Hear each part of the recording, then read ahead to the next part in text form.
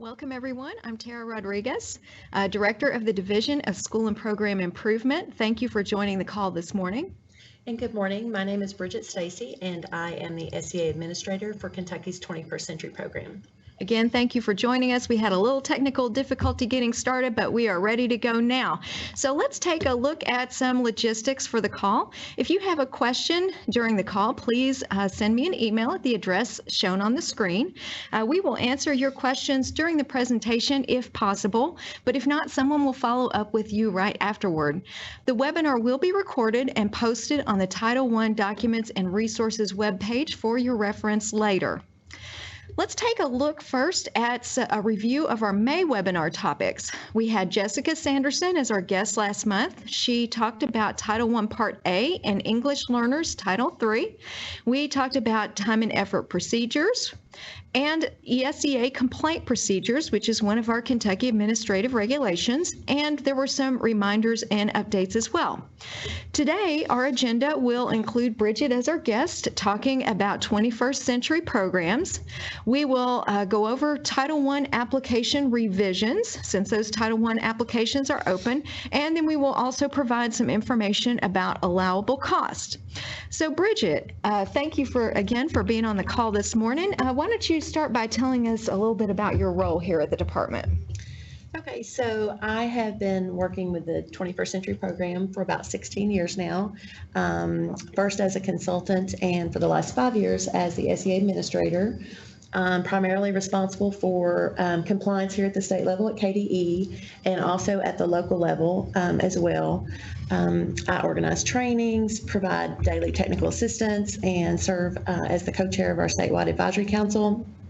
Currently, I'm also on a USDOE data automation task force. Kentucky is one of 5 pilot programs, so I'm in Washington quite a bit. Mm-hmm.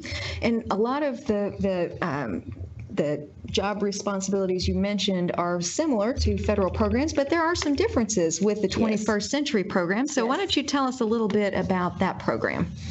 Okay, so the 21st Century Program is a state-administered competitive grant program. So funds come into the State Department and we award those through a competitive process. It is the only federal funding source that is dedicated exclusively for out-of-school time programming. That includes before school, after school, summer learning. Some of our programs also provide programming during spring break and fall break. Kentucky currently receives almost $18 million. Once those funds are here, finance takes off the top funding for current active grants, and then the rest is used for our competitive process. Grants are for 5 years, and also we too are required to use evidence-based practices during programming. And currently we have 147 grants serving 170 schools. And as you can see, the majority of our programs are at the elementary level. The primary purpose of the program, there are 3 areas I want to talk to you about today. The first is providing academic support. We are also required to meet the challenging state academic standards as Title I. Then also providing artistic and cultural enrichment, and I have some examples of that on the next slide. And also to provide literacy and other opportunities to the parents of the students served in the program. And this may look like having a session with a teacher, talking about how to be an advocate for their child, using technology, assisting with getting their GED, how to access Infinite Campus. So we really encourage our programs when they're doing their needs assessment for their proposal to really reach out to those parents and find out what their needs are. That's a great suggestion. And so you're saying that the program has to serve both these purposes. It can't be one or the other. Yes. Okay. It cannot be solely academic or solely for enrichment. It must be a combination of both. Mm-hmm. And the services to the families as well. Yes. So, okay, cool. All right. So here you have some information about who's eligible to apply. Correct. So as you can see, there's several eligible entities that can apply, especially the local education agencies. The physical agent of most of our proposals are the local LEAs. We do have some that are community-based or faith-based, but the majority of our proposals, the physical agent is the district.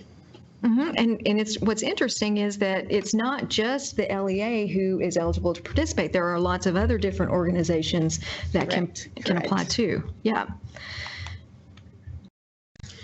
So we are required to have a co-applicant in our proposals, and the co-applicant is the key partner of the program. They provide the greatest amount of support.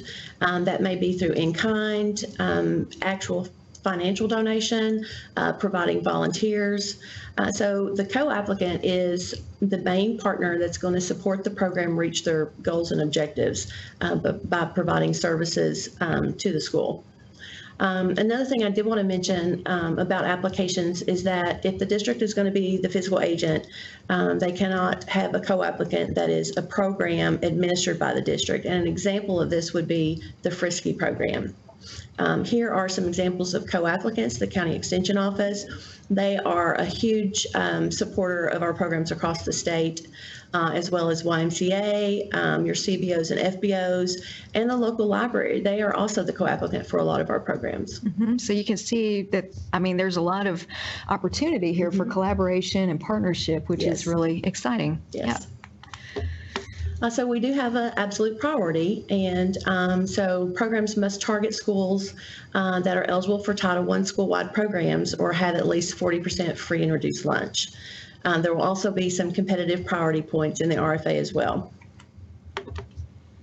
Types of applications and funding. As you can see, we have a new applicant and a continuation applicant. These are 5-year grants, as I mentioned earlier. And you'll notice in years 4 and 5 of both applicant types, we have decreased funding. And so we really start our programs off with talking about sustainability. You really want to get out there and get your community partners involved to support the proposal. You don't want to wait until you're in your 5th year. All right. And so are these amounts for a school or for a district? The district is the physical agent, but the funding serves the school. Got it. Okay. Here are some of our non-negotiables that proposals must provide. The first, Kentucky requires all of our programs to provide homework assistance.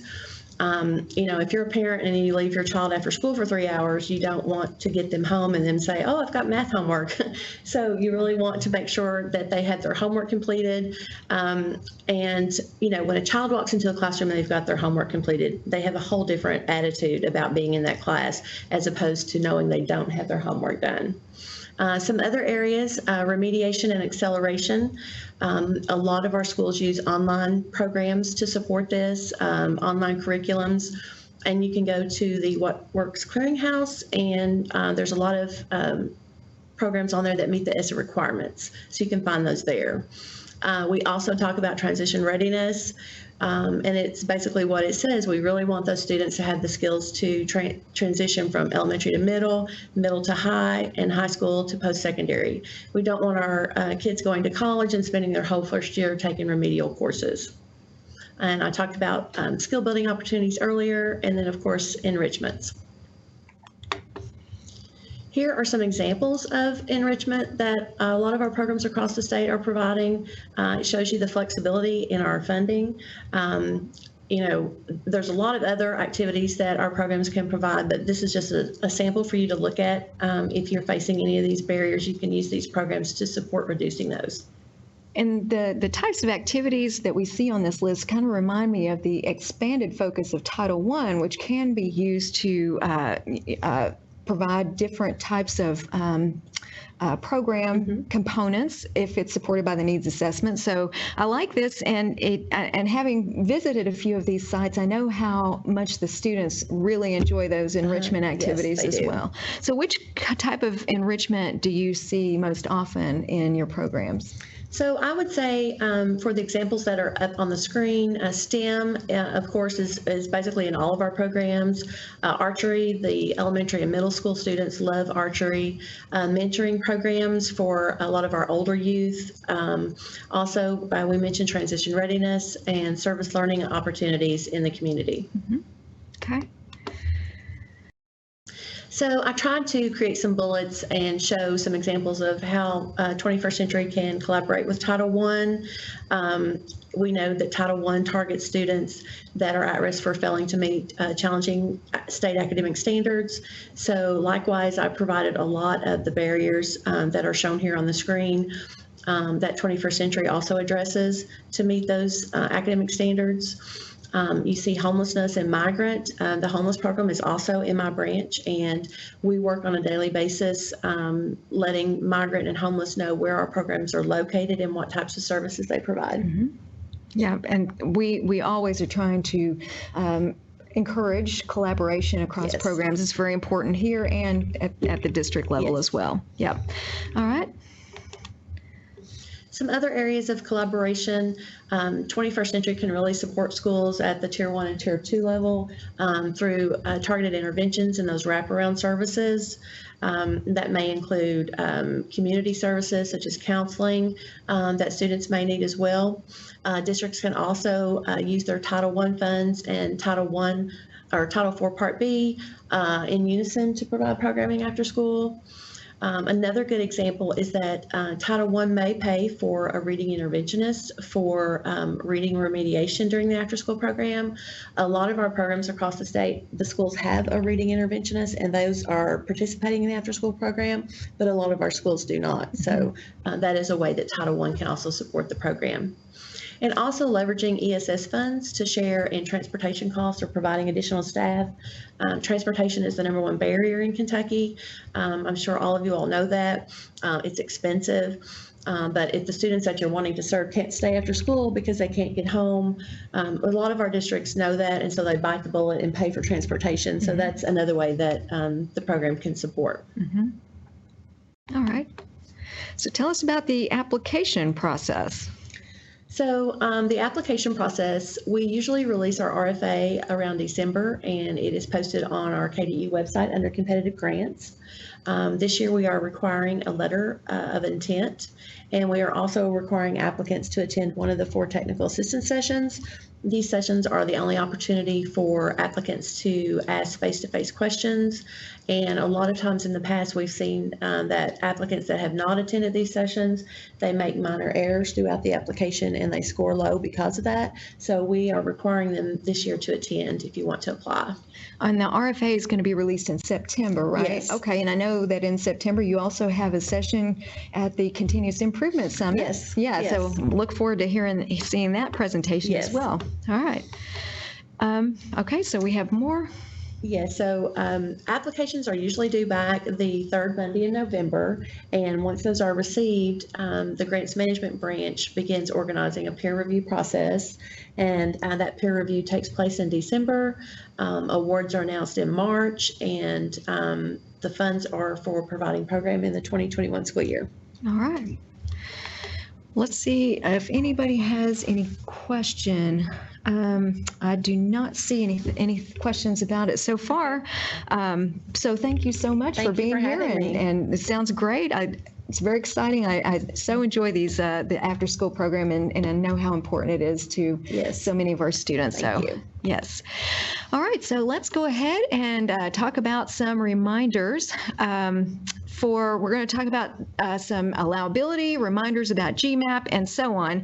You may have, during your application process, received your application back, may need some revisions. You might have seen something there like what's highlighted in yellow about the application being returned and not approved. If you did, then I'm going to talk about some items related to this, including what you'll need to do, and what are some reasons why your Title I application might have been approved, and then I'll provide some information about allowable costs as well. So to begin with, if your application was returned with revisions needed, you'll find those revisions on the checklist. So when you log into GMAP, on that main landing page, if you scroll down to the very bottom, you'll see a link to the checklist. Click the link. It will open up and you will see the different sections of the application with kind of some guidance about what is needed in each of those sections. And you might see out to the side some check marks in some different boxes. If it says attention needed and you see a check mark in the box, you might also find some more specific instructions typed out below about exactly what needs to be done. Be sure to go back in each of those sections and make all of the corrections that are needed so that you can take care of all those.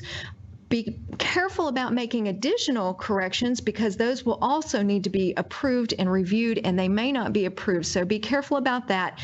After making revisions, you can call your consultant or email them and ask them to review the section, your revisions, make sure it's okay. Sometimes that can save some time as well. Be sure to call your consultant or email if you have any questions about their comments or what is needed in a revision.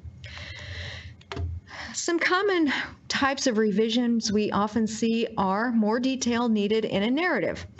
For example, maybe the consultant felt the narrative didn't provide enough information to decide if it was reasonable and necessary use of funds to meet the intent and purpose of Title I-A. So be sure to provide sufficient detail so the consultant understands what the funds are being used for. Sometimes all parts of the question may not have been addressed. We see this a lot in the 4 questions on the first page of the application and in the school program descriptions.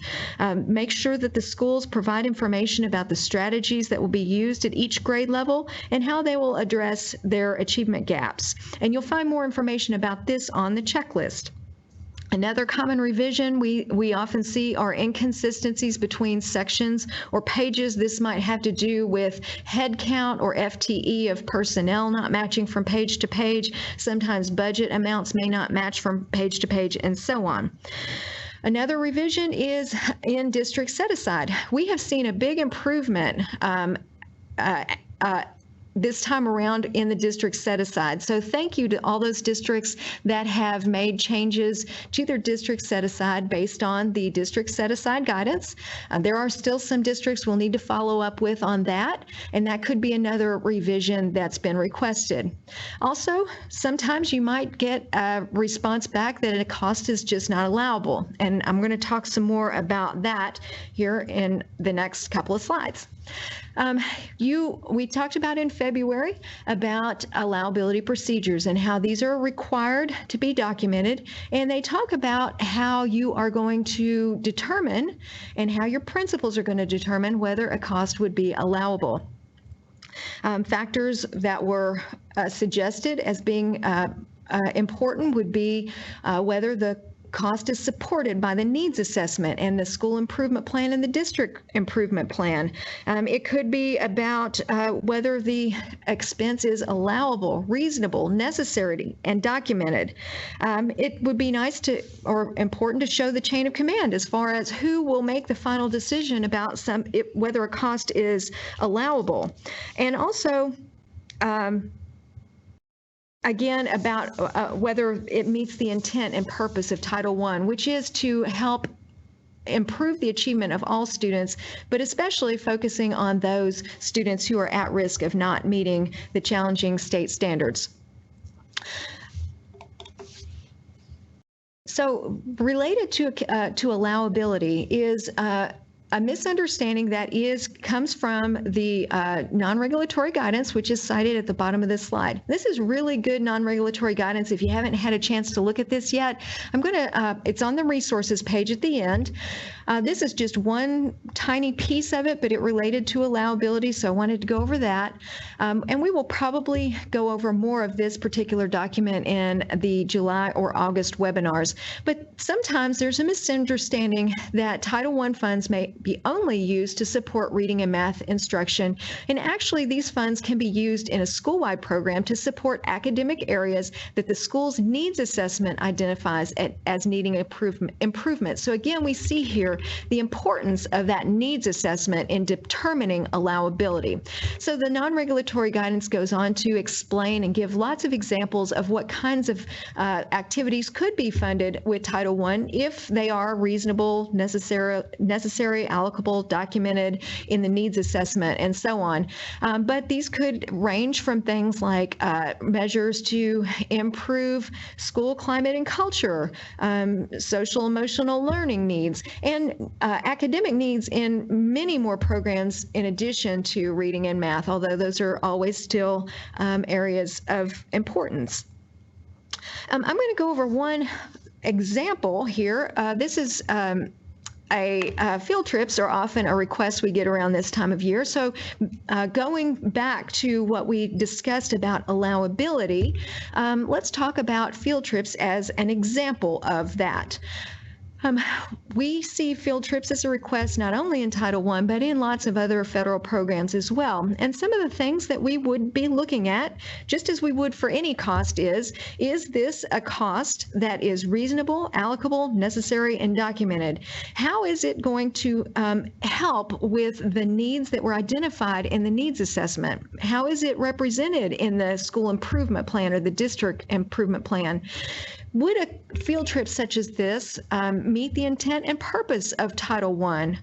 And almost very important, we would look for a very strong connection to instruction. So it needs to be documented in the lesson plan, the teacher's lesson plan, about the learning that's going to occur. What standards is it going to address?